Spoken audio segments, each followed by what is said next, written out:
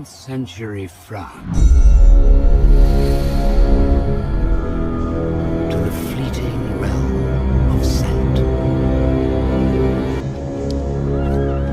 Film akan bermula di sebuah pasar tradisional kota Prancis sebelum negara ini menjadi pemilik parfum terbaik di dunia. Paris yang menjadi negara dan kota terbesar kedua di Eropa pada masa itu hanya menjadi kota yang paling kumuh, tidak terurus. Hampir semua pasar di kota ini memiliki bau busuk dan tidak bisa disebut sebagai negara layak huni. Yang itu semua sudah pasti akibat pejabat penegak hukum, orang-orang pemerintahan yang mencoba liga oplosan, korupsi bagaikan warung pecel lele. Katanya sih sudah ditegur, bukannya makin surut, justru merajalela sampai dapur pendidikan. Waduh, dengan diperlihatkan adanya seorang wanita penjual ikan yang sedang hamil dan sedang mengalami kontraksi, yang akhirnya melahirkan seorang diri di tempat pembuangan jeroan ikan yang ia jual, tanpa adanya satupun orang yang peduli. Bahkan pembeli yang datang sama sekali tak memiliki simpati. Dan yang paling menarik plus menyeramkan ialah wanita tersebut rupanya sudah melahirkan sebanyak 5 kali. 5 kali loh. Entah siapa bapaknya, dan semuanya lahir di tempat yang sama. Semua bayi yang ia lahirkan akan dibuang bersama jeroan ikan ke dalam sungai tanpa sedikit pun belas kasih dan tanpa peduli apakah dia masih hidup atau tidak. Namun tanpa si ibu sadari, anak yang terakhir ini yang baru saja ia lahirkan seketika menangis akibat memiliki suatu kelebihan, yakni indera penciuman yang 10 kali lipat lebih tajam dari orang biasa, yang nantinya akan membawa kota Paris menjadi negara dengan parfum nomor 1 di dunia. Meski begitu, rupanya di kota ini memiliki aturan yang bagus untuk seorang bayi yang tidak boleh ditelantarkan, apalagi dibunuh. Dan apabila itu diketahui orang-orang dan pemerintah di kota ini, akibatnya sang ibu akan dijadikan tersangka atas kasus percobaan pembunuhan. Maka inilah yang terjadi. Seru banget filmnya bro, seru banget. Seperti apa serunya film ini? Langsung saja nikmati ceritanya.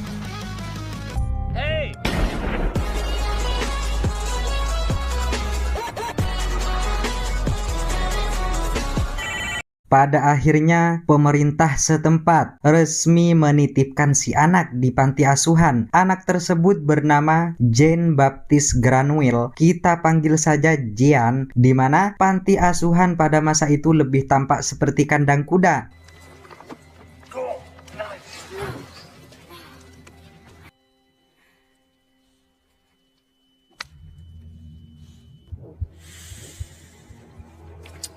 Dipikir hanya mengganggu, dan akhirnya tempat tidur mereka yang ditempati. Sebagian dari anak panti berniat membunuh Jean dengan membuatnya kehabisan napas. Akan tetapi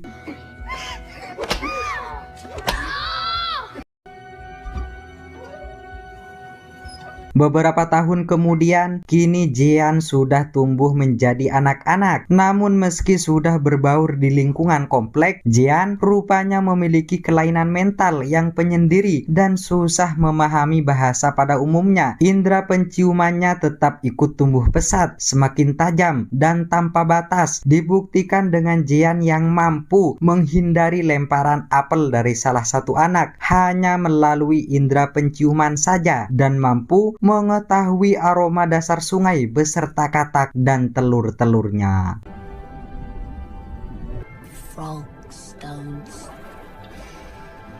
15 tahun akhirnya berlalu, Jean kini sudah menjadi pria dewasa. Ia saat ini dibawa bibi panti ke tempat penjagalan kulit hewan, lebih tepatnya budidaya kulit hewan untuk dijual kepada salah satu pemilik pabrik yang saat ini membutuhkan beberapa pekerja, bukan tanpa alasan. Hal ini bibi lakukan agar bisa mengurangi muatan di rumah panti, meski si bos pemilik pabrik menawar Jean di bawah perkiraannya. Si bibi tetap menerima dengan ikhlas dan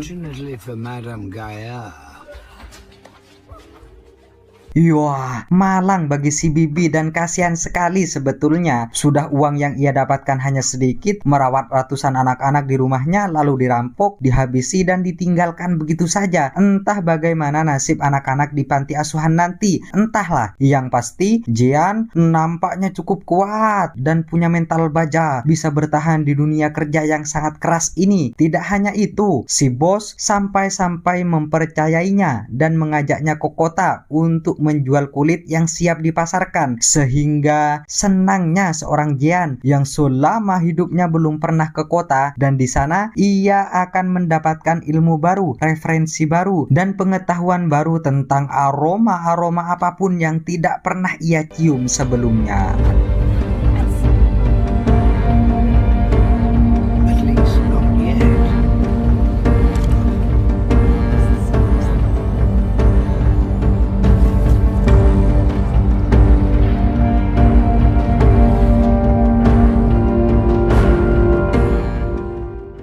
Saat mereka sedang bertransaksi dengan salah satu pembeli, Jean yang sejatinya memang tak mampu mengendalikan indera penciumannya justru pergi dari area dan mengikuti aroma yang bersumber dari sebuah toko parfum yang di dalamnya terdapat para pengunjung sedang bertukar aroma dengan para seniman. Tak tanggung-tanggung, dari saking menikmatinya, Jean berdiri di sana hingga malam hari dan seketika penciumannya teralihkan oleh sebuah aroma yang ia anggap jauh lebih sempurna dari apapun. Dan coba tebak, aroma apa itu?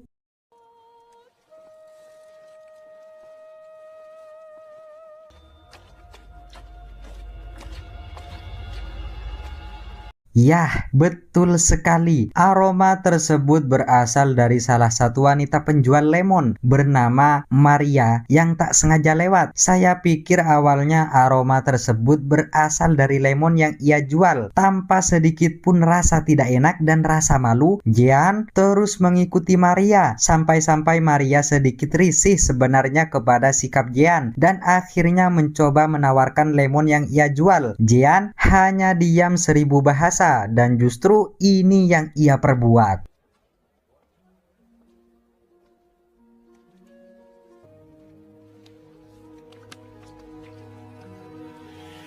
Jelas, siapapun di dunia ini ketika bertemu dengan orang yang tidak ia kenal dan tiba-tiba bertingkah tidak wajar, mestilah ketakutan hingga pada akhirnya Maria lari dan bersembunyi dan Jean nampaknya sudah tidak memiliki norma-norma sosial ketika ia justru semakin mengikuti Maria dan menemukan keberadaannya. Tak hanya itu, Jean dengan senyap mendekati Maria hanya untuk menikmati aroma tubuhnya. Sampai-sampai Maria kaget karena Jean telah mencium lehernya.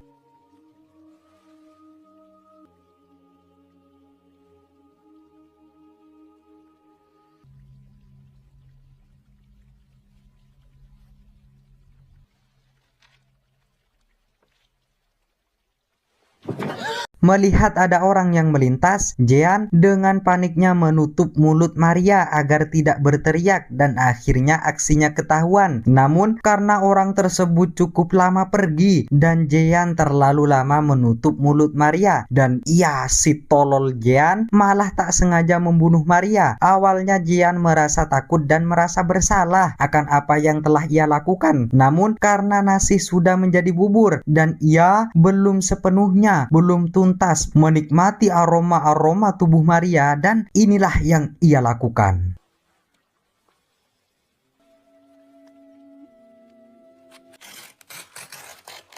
Wah, Jean benar-benar sudah di luar batas dan bisa dianggap tidak waras. Selain tak memperlihatkan ekspresi takut di wajahnya, ia justru tampak sangat senang mencium dan menikmati aroma tubuh Maria dari atas sampai bawah, langsung di tempat, melucuti semua pakaian Maria hingga tak ada satu helai benang yang menutupi.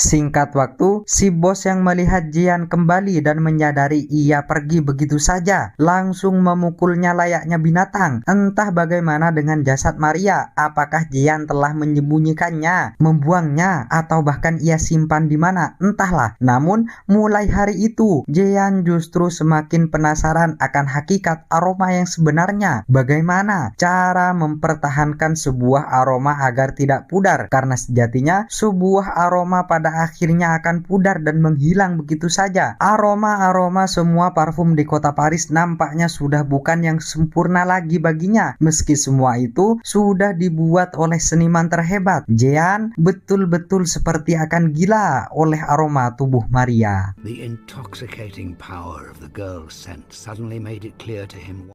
Sekarang kita tinggalkan dulu Jian dan beralih pada seniman parfum bernama Madame Morealis yang sangat legendaris di kota Paris dan satu-satunya yang terbaik di masanya. Sejarah emas pernah ia ukir, namun saat ini semua eranya telah berakhir seiring kemampuan dan umurnya yang telah pudar dan munculnya para seniman muda yang berbakat. Saat ini ia tak lebih hanya seperti penjual parfum konvensional pada umumnya yang menunggu pembeli datang, meski yang hadir hanya bertanya bukan membeli. Namun umur hanyalah angka. Madam nyatanya selalu belajar dan terus mencoba mencari aroma yang sempurna meski cukup kesusahan akibat ingatan dan inderanya yang telah pudar dan baru saja tertidur. Tiba-tiba ada seorang tamu yang datang.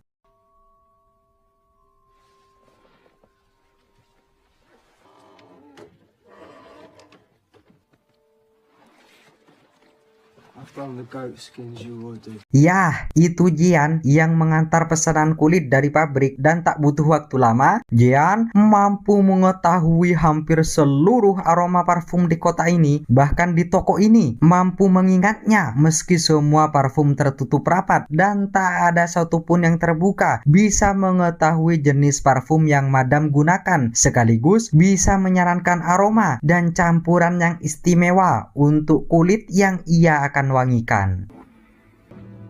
You want to make this leather smell good, don't you? Whatever gave you the absurd idea I would use someone else's? Dad, Amor and Psyche is master. There's too much rosemary. And patchouli.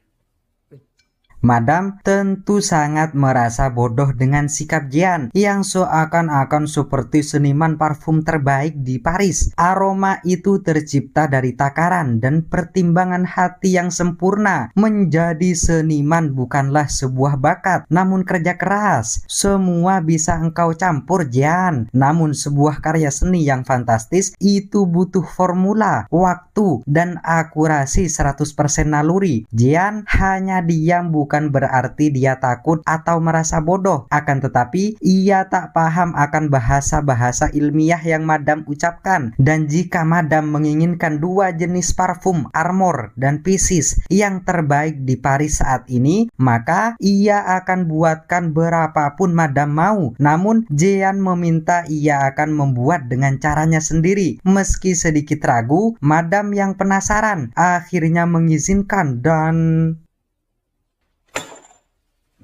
This one. Yes, master. Do it in my own way. As you please.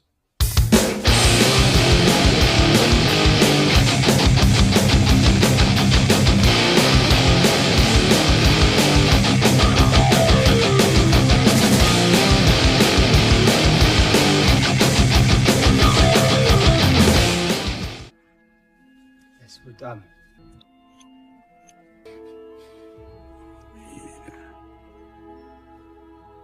Madam benar-benar dibuat tak berdaya saat parfum yang dibuat Jian 100% persis, bahkan lebih wangi dari aslinya. Bukan hanya itu, Jian memberitahu jika ini masih bukan yang terbaik. Jika engkau menginginkan yang lebih, maka ia akan melakukannya. Bagaikan rumah sendiri dan tanpa arahan, Jian mengetahui semua letak aroma yang ia butuhkan dan Madam hanya melongo dibuatnya. Setelah selesai selesai membuat parfum, Madam justru merasa iri dan tengsin jika dirinya yang seorang seniman harus mengakui kehebatan Jian. Ia justru menyuruh Jian pergi. Untuk hasilnya ia akan cek di lain waktu. Akan tetapi I shall have to think about it. Now go.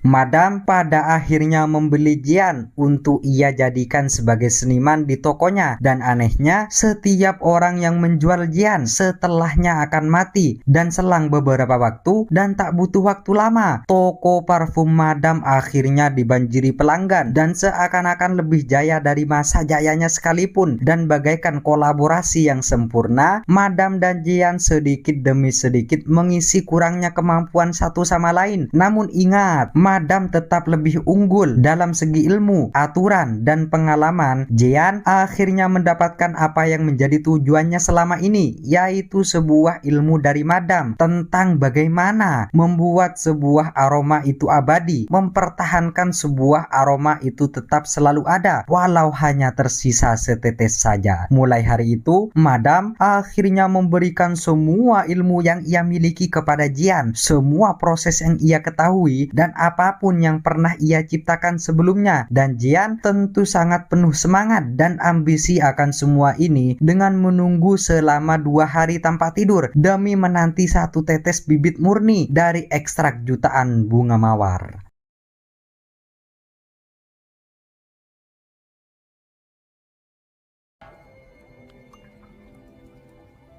Master. Namun nampaknya itu adalah kesalahan besar Madam telah mengajari ilmunya hampir 100% kepada Jian yang sejatinya hanya berambisi pada hakikat sebuah aroma, bukan menjadi seorang seniman. Ia nampaknya sudah tidak wajar dengan mengekstrak besi, kaca, kulit, bahkan kucing kesayangan Madam hanya demi mendapatkan sebuah aroma murni dari benda tersebut.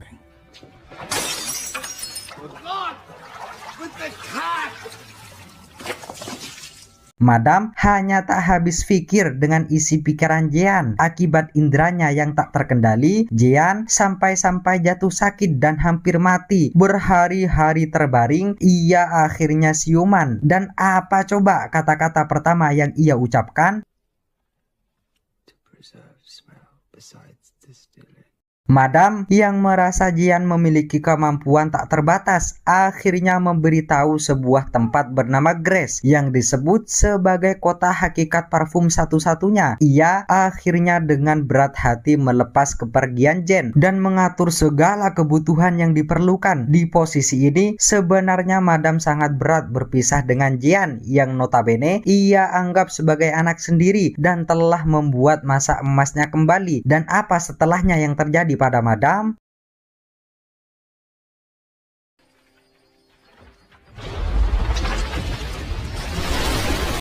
Jian yang akan menuju kota Grace bertemu 2 jalur yang tujuannya sama namun dengan medan yang berbeda. Yang pertama hanya lurus dan medan yang kedua dipenuhi bukit, jurang, lembah, dan goa. Jian memilih jalan yang kedua hanya karena lebih pas, lebih nyaman, dan di sana ia justru memasuki sebuah goa. Menyendiri di dalamnya, ia justru merasa tenang di tempat ini tanpa adanya hingar-bingar dan bisik-bisik tetangga. Sempat lupa akan tujuan sejatinya. Ia justru kembali berambisi saat baju yang ia pakai beraroma macam-macam akibat terlalu lama di tempat ini, dan satu-satunya yang masih murni baunya tetap sama, yaitu hanya tubuhnya sendiri.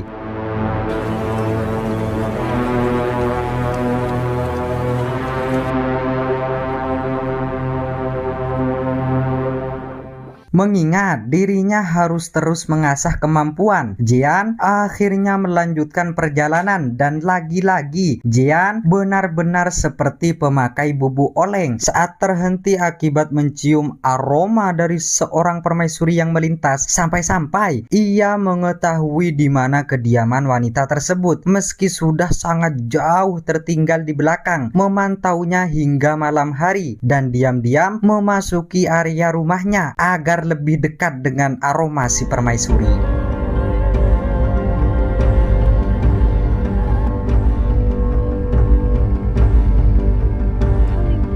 Singkat waktu, Jean yang kini sudah diterima di salah satu distrik terbaik terlihat sudah rapi dan sangat perfect melakukan semua proses akan pekerjaan yang ada di sana. Di sisi lain, terlihat dua pekerja distrik bernama Bella dan Lucian yang sedang akan melakukan pengencuan. Namun, karena Bella terlalu banyak tingkah sampai-sampai ia menjatuhkan Lucian dari tangga. Alhasil, Lucian marah dan dirinya harus terjebak di atas lumbung dan tak bisa turun selama 2 hari 2 malam. Sempat putus asa, Bella akhirnya kembali tersenyum saat ada seseorang yang memberinya tangga yang ia anggap itu adalah Lucian yang akan menolongnya. Namun sepertinya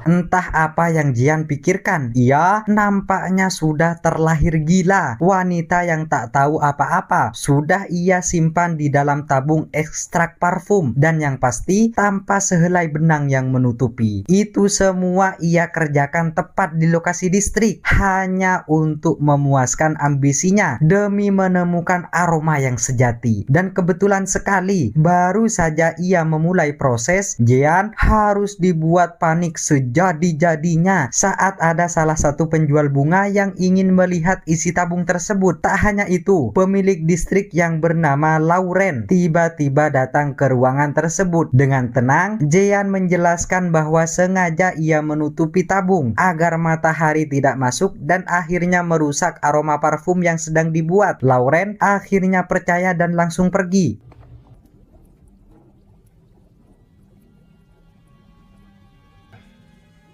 My experiment was a failure. Difikirakan sukses, nyatanya eksperimen yang ia lakukan tidak membuahkan hasil apapun dan hasil dari air yang berisi manusia tak lebih dari hanya aroma air biasa pada umumnya, yang akhirnya Jean mencoba kembali dengan membayar salah satu wanita pemuas birahi untuk ia jadikan eksperimen. Yang kali ini Jean hanya akan melumuri tubuh si wanita dengan minyak, diperban dan kemudian diambil kembali sebagaimana di tempat budidaya kulit. Namun karena si wanita terlanjur panik dan ketakutan pada sikap Jean, ia amuk-amukan sendiri, tak mau kooperatif dan akan segera pergi. Namun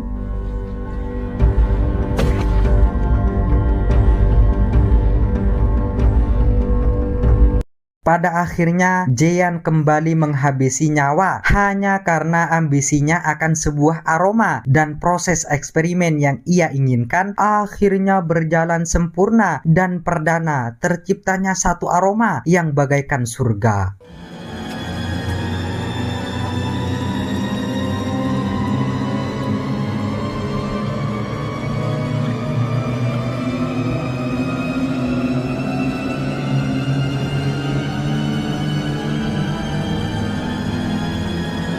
Jean nampaknya masih diberi kesempatan saat ia sama sekali tidak dicurigai sebagai tersangka. Bahkan ia menyiapkan sekitar 12 botol esensi yang biasa digunakan sebagai wadah bahan utama sebuah parfum. Dan kalian semua pastinya sudah paham cairan apa yang akan menjadi isinya. Singkat waktu, Jean terlihat mengintai si permaisuri yang bernama Laura yang sedang mengadakan acara tunangan berhadapan dengan pria bangsawan, dan setelahnya mereka melakukan sebuah permainan petak umpet yang menjadi penutup sebuah acara tepat di halaman istana yang dibuat seperti labirin, di mana permainan tersebut diharuskan bagi seorang pria menangkap satu wanita. Sang pangeran sempat menangkap Laura, namun akhirnya bisa kabur lagi, dan setelah selesai permainan, Laura tak kunjung muncul dari labirin yang membuat si ayah panik sejak dijadinya.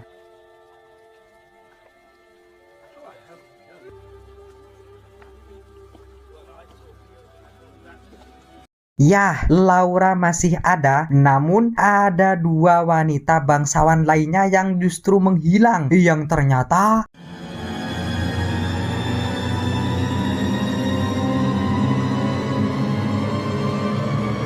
Yah, Jean benar-benar memulai eksperimennya, mengejar ambisinya, dan tanpa ragu sedikit pun, ia rupanya sudah menghabisi dua wanita bangsawan itu. Dan saat ini, ia sedang mengekstrak aroma tubuhnya. Entah seperti apa aroma dari tubuh wanita perawan, yang pasti pasangan Lauren yang bernama Frank yang saat ini marah dan akan memberi pelajaran pada Jean karena ada pekerjaan listrik yang belum selesai. Seketika lemah lembut dan penuh pengertian saat Jean memberi hanya satu tetes parfum di tangannya.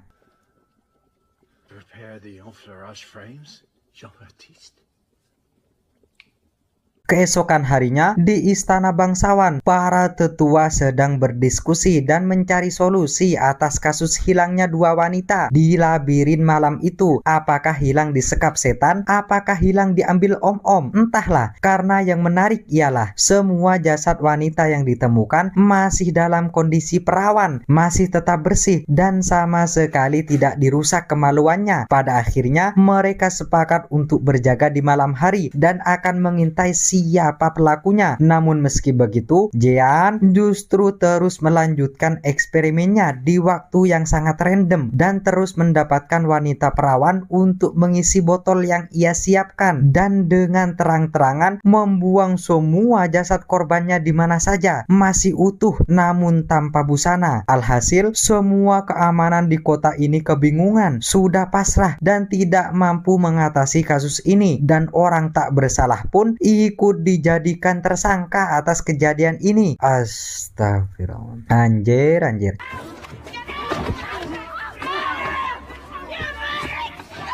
Dan dari saking mengerikan kasus ini, semua orang wanita maupun laki-laki akhirnya dilegalkan menggunakan senjata hanya untuk berjaga-jaga, meski seringkali terjadi kesalahpahaman. Pada akhirnya, pemerintah dan keamanan sepakat untuk memberi kasus ini dengan kategori kolektor kopet, karena sejatinya semua korban yang ditemukan memang sudah mati, namun semua anggota tubuhnya masih bagus, tetap sempurna. Semua wanita rata-rata memiliki kecantikan yang lebih, dan intinya ada misi tertentu yang ingin pelaku selesaikan. Dan di gereja, hampir seluruh warga di kota ini geram, serentak berdoa dan memberi kutukan pada pelaku yang sampai saat ini belum tertangkap. Tiba-tiba ada petugas yang melapor jika ia mendapat informasi akan adanya seseorang yang mengaku sebagai tersangka atas kasus ini, dan begitu cepatnya semua orang percaya hingga semua keamanan menutup kasus ini dan dianggap selesai, sampai-sampai melakukan acara syukuran akan rampungnya masalah ini. It's over.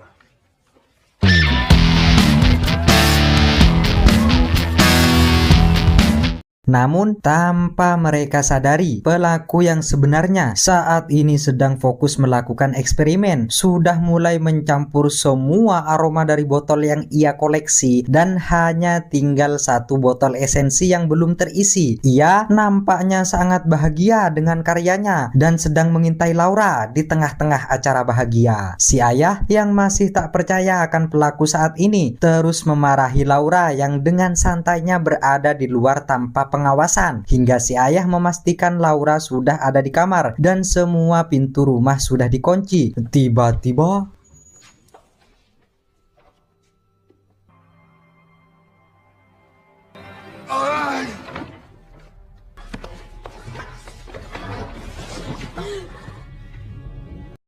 Meski itu hanya mimpi, si ayah yang punya firasat buruk akhirnya memutuskan membawa Laura pergi dari kota ini, dan di tengah perjalanan mereka sengaja membagi dua kelompok agar berpencar untuk berjaga-jaga. Dan sementara itu Jean yang mengetahui Laura telah pergi berniat mengejarnya dengan membawa semua eksperimennya. Jean justru terang-terangan bertanya pada penjaga ke arah mana Laura pergi, tanpa sedikit pun rasa khawatir dirinya akan dicurigai. Dan jika si ayah sudah merasa aman karena telah membawa Laura sejauh mungkin, nampaknya itu sia-sia karena yang mengincarnya mampu mencium aroma Laura meski berjarak ratusan mil sekalipun. Dan di dalam kota, Frank yang sedang mencari Jean tiba-tiba dibawa si anjing yang mengarahkan pada sesuatu yang terkubur tepat di dalam bangunan distrik, yang ternyata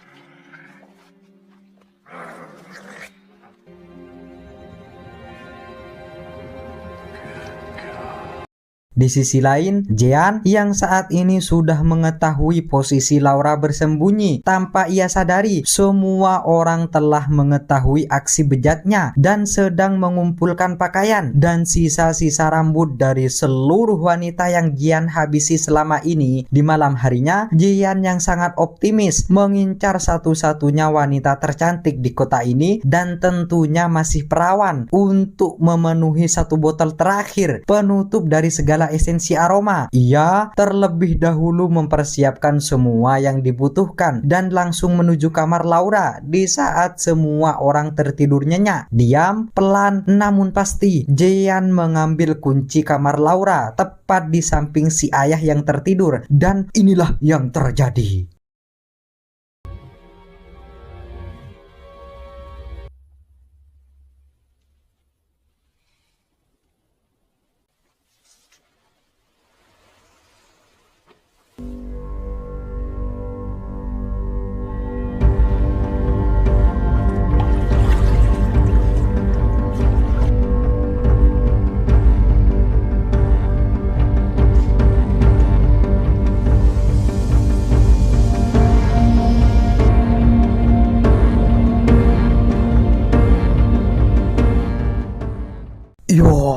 Sang ayah seketika lemas tanpa naluri saat melihat putri satu-satunya yang ia miliki sudah kaku tak bernyawa tepat di kamar yang posisinya masih terkunci rapat. Dan para petugas keamanan akhirnya menemukan Jean, si seniman tolol ini, tepat saat ia baru selesai mencampur cairan tubuh Laura yang menjadi pelengkap akan sebuah karyanya yang fantastis. Bagaikan tak takut mati, Jean dengan tenang dan penuh bahagia menyerahkan diri. Entah hukuman apa yang pantas untuk Jean, yang pasti ia terus-menerus mendapatkan penyiksaan pedih yang tiada henti sembari menunggu keputusan pemerintah untuk mengeksekusi mati. Itu semua sudah pasti akibat amarah seluruh warga di kota ini, bahkan seluruh penduduk di negara Paris, terutama keluarga yang berduka.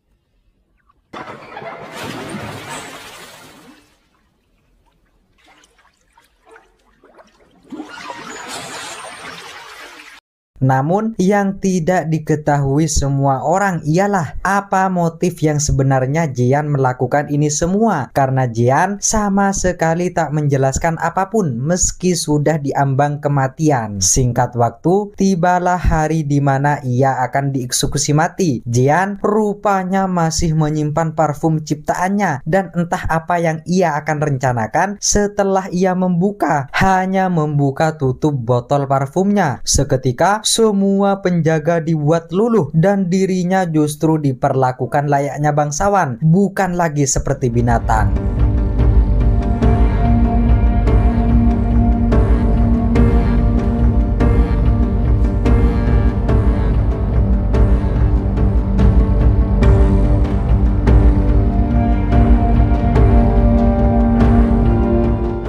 Bukan hanya itu, setelah Jean sampai di lokasi eksekusi, Algojo yang awalnya petantang petenteng kini justru tak berdaya dan bahkan menyembahnya. Namun semua itu bukanlah apa-apa karena kejutan yang sesungguhnya ketika Jean menitiskan parfum pada sehelai kain bangsawan, membuangnya ke udara hingga aromanya menyebar ke seluruh jagat raya, dan inilah akibatnya.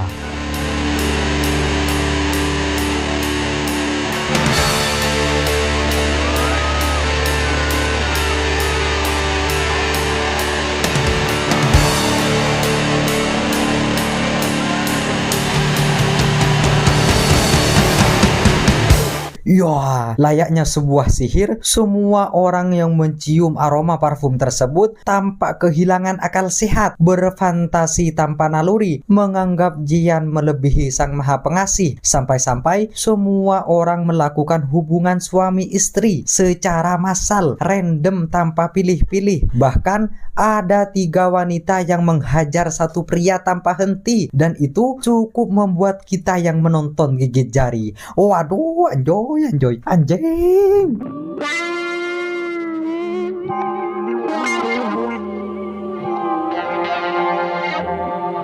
Singkat waktu, Jean rupanya sudah menghilang, dan entah sudah berapa lama orang-orang melakukan pengencuan dan sudah berapa banyak berganti-ganti lubang. Mereka yang pingsan dan tersadar dengan akal sehat tampak kebingungan satu sama lain dan mencoba melupakan semua yang terjadi. Dan dari saking bingungnya, pihak berwajib sampai-sampai menjadikan Frank sebagai tersangka, disiksa hingga mengaku dan dihukum mati di depan semua orang. Dan Jean ternyata pergi dari kota ini, dan entah apa yang ia akan lakukan selanjutnya. Yang pasti apapun bisa ia dapatkan, kekuatan yang sesungguhnya ia miliki. Jika ia mau, Jean bisa melantik dirinya sebagai Tuhan, bisa menjelajahi kota yang dipenuhi wanita perawan, bisa meminta pajak lebih pada rakyat. Namun yang perlu diketahui, parfum tersebut rupanya tidak bisa membuat penciptanya memiliki rasa cinta dan dicintai sebagaimana kekasih. Jean akhirnya tak peduli dengan karyanya dan justru kembali ke kota Paris, tepat di mana ia dilahirkan, yang kondisinya masih sama. Sesampainya di pusat kota, Jean justru menuangkan seluruh parfumnya ke tubuhnya sendiri, dan ini yang justru ia rasakan.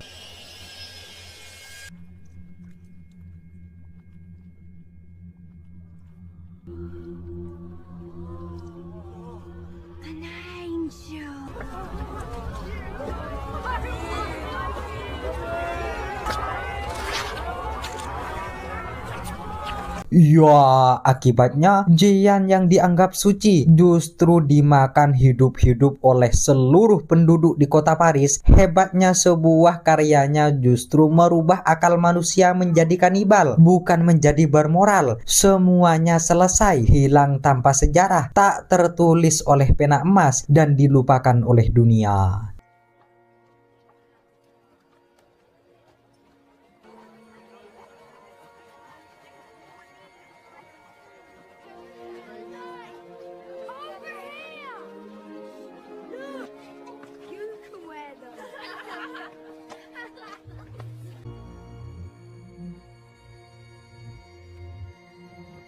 Khatam, seru banget filmnya bro. Saya saranin teman-teman nonton filmnya langsung agar greget dan feel-nya dapet lah. Yang pasti adegan yang vulgar juga bisa ditonton penuh. Mantep lah pokoknya ya, mantep. Pesan yang bisa diambil dari film ini adalah jangan beli parfum yang asli dari Paris, karena jangan-jangan. Terima kasih dan sukses bersama.